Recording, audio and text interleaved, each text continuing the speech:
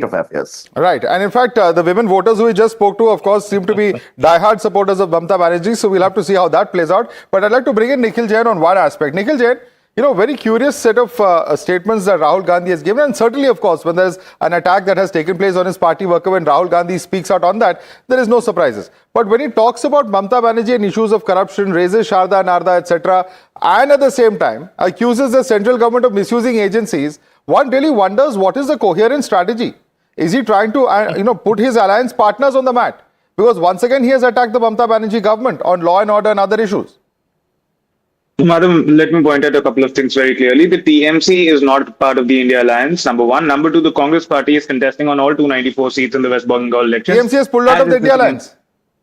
TMC is not a part of India Alliance, I can show it to you. On many different incidents, the TMC and the Aam Aadmi Party do stand with members of the India Alliance and the Congress Party. It's an issue-based support, but they are technically not a part of the India Alliance, and nor is the Aam Aadmi Party. Be that as it may, in the West Bengal state elections, 294 seats, the TMC is contesting 294 seats. The Congress is contesting a majority of them. The two players are opposed to each other, and nobody can deny from the fact that there is indeed a serious law and order issue in the state of West Bengal. And of course, Mamata Banerjee, as the leader of the government, as the chief minister, is the one to be blamed, is the one to be taken jibes at. And that is exactly what Rahul Gandhi is doing. I don't see anything wrong with that. But what Rahul Gandhi is also saying is that Mamata Banerjee's poor control on law and order is actually what is allowing for the BJP to make inroads in West Bengal, which is a much bigger danger than anything else that we talk about. And as very well evidenced by the BJP's own campaign, that they don't really understand the culture of Bengal, or let alone even the culture of India. They talk about Vande Mataram, which and they say कि हमने वंदे मातरम को सम्मान दिया. It is ridiculous. It was the Congress party and Dr. Rabindranath Thakur and other people from Bengal who were the stalwarts in the Congress. Now, Nikhil, I want, first of all, Shubhankar, I want you to answer. Have you heard of this breaking news that Nikhil Jain just gave us, that TMC is not part of the India Alliance bloc at the center? I was not aware of it. Maybe you have some other insight. Maybe your alliance partners have fought and not declared it to us. Madhav, actually, I'm not amazed, and I have to do a lot of defense against all these guys. Actually, so the funny thing is, when it comes to Rahul Gandhi, I remember the proverb that we learned in a very early childhood: "Rolling stone gathers no moss." So Rahul Gandhi is that kind of leader who is harming his own party much more than he is harming the entire bloc. So when Nikhil comes up and says that TMC is not a part of India bloc, Aam Aadmi Party is not a part of India bloc. No, Aam Aadmi Party is officially pulled out. I don't remember hearing the statement when TMC officially has.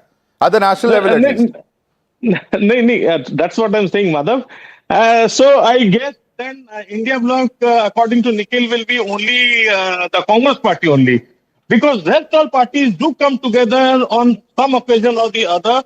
But it is the Congress which we never find it standing with either of the opposition parties over here, be it Sabha, be it any party in any different state. Because the problem with them is it is their fight for survival in every state election. It is their fight of survival. So that doesn't make them, the leading group of India Alliance ever. And that is why the India Alliance is suffering so much of, attacks. And that is the reason the India bloc cannot shine that much that it could have been. And I guess somewhere the India bloc has to, it has to do without Congress till the time a government alternative is found at the center.